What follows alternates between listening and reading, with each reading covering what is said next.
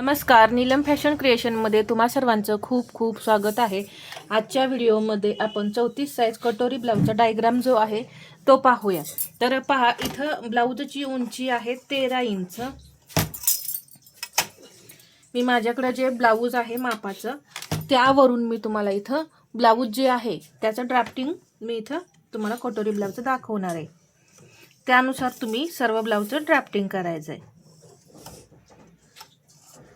आणि प्रत्येक साईजमध्ये मुंढा शोल्डर किती घ्यायचं असतं हे मी तुम्हाला सविस्तरपणे सांगितलेलं आहे। तर तुम्ही त्याचे व्हिडिओ पाहू शकता। वेगवेगळ्या साईजचं मी शोल्डर मुंडा सुद्धा दाखवलेला आहे। इथे पहा,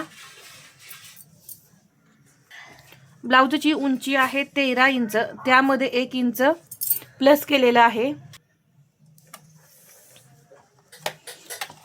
अजून एकदा मी पहा 14 इंचावरती असा पॉइंट देते।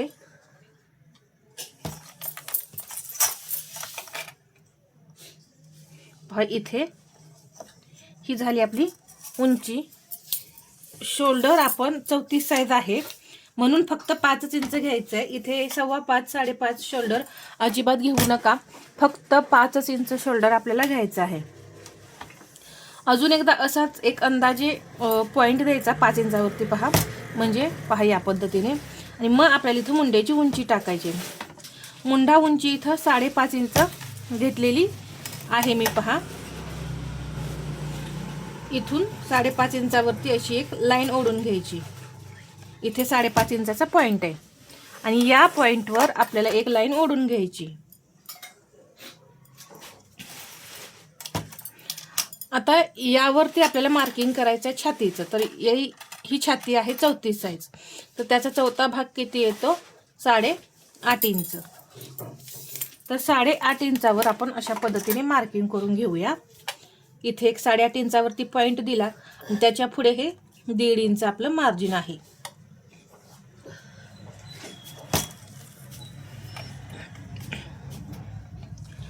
कंबर आहे 28, त्याचा चौथा भाग होतो 7, त्यामध्ये 1 इंच मी टक्ससाठी घेतलेला आहे आणि 1.5 इंच शिलाई मार्जिन।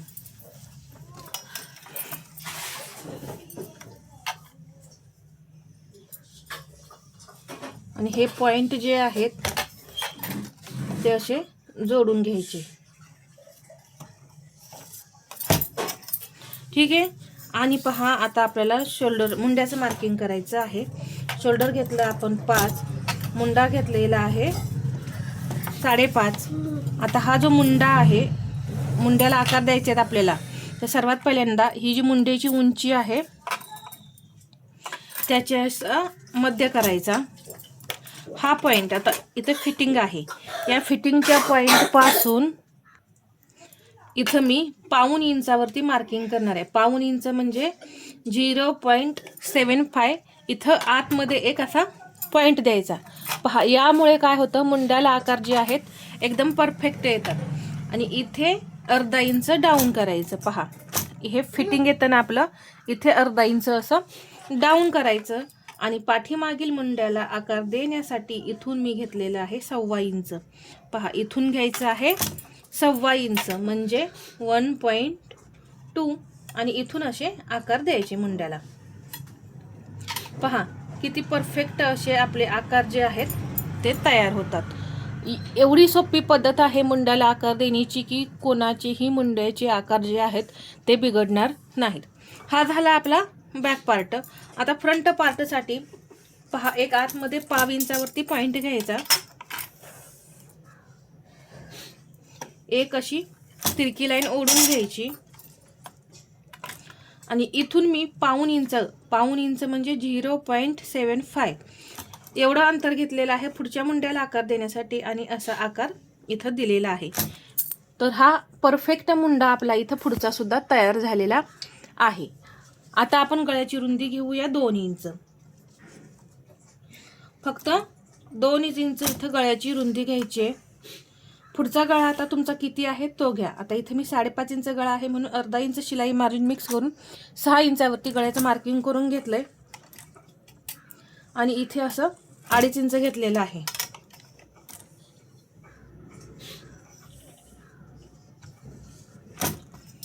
आणि इथे मी गळ्याला आकार देऊन घेतला.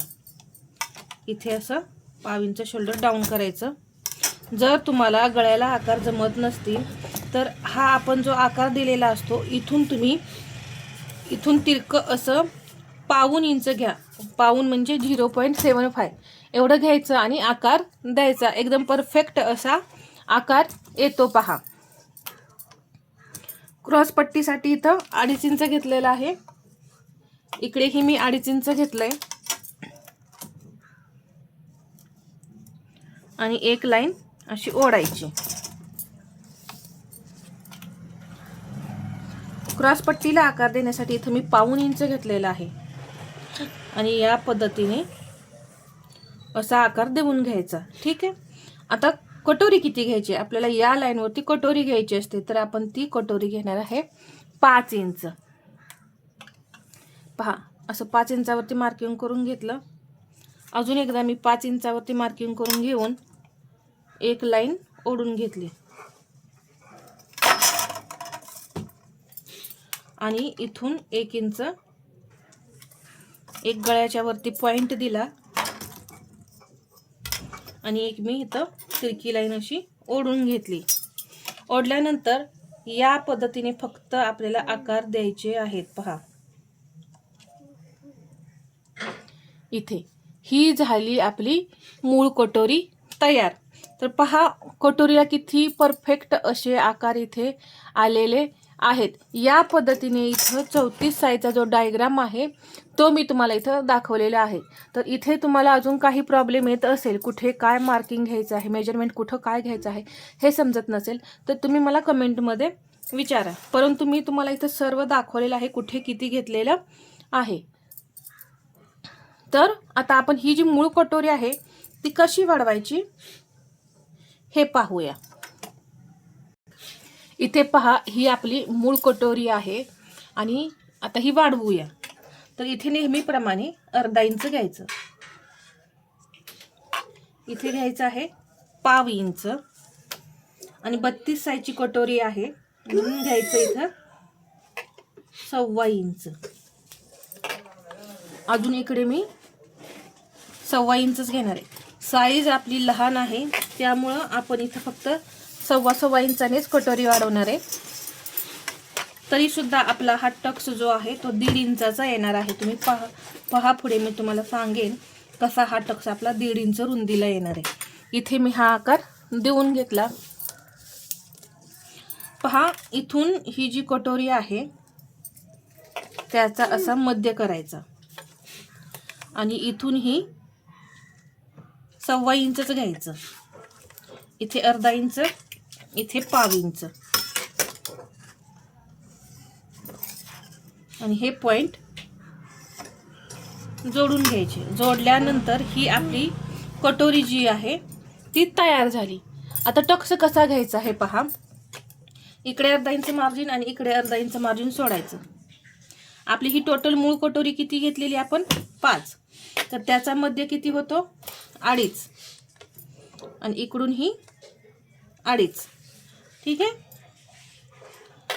पहा 2.5 आणि 2.5 इकडे घेतलेला आहे असं या पद्धतीने.